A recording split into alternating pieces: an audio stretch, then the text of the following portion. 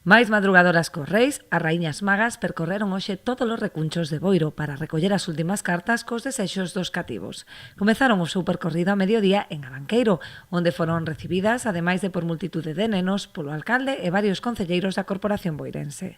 O primeiro ano fui polo COVID, cando decidimos que foran os Reis Magos polas parroquias, cando se acordou os Reis Magos que viñeran a visitar os nenos e nenas de Boiro a todas as parroquias, pero a verdad que tuvo unha acollida formidable. Este ano, pois, por darle un toque diferente, coa colaboración que facemos co Grupo Turbino, decidimos que este ano foran raíñas magas as que visitaran todas as parroquias.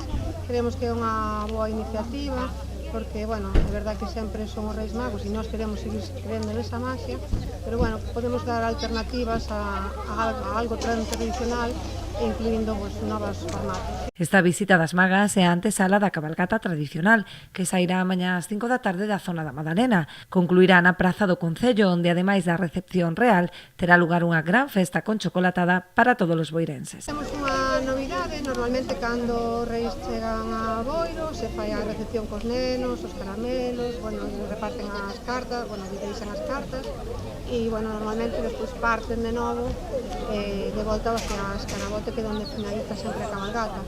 Pero este ano queremos darlle algo máis aos nenos, porque creo que este ano a iniciativa sempre foi volcada neles, as que fixemos nas festas de Boiro, que foron os pregoeiros, pois queremos seguir dándolle un pouco máis. E o que decidimos é que teñan unha festa despois de que os reis partan para o seu destino, teñan unha festa infantil con chocolatada.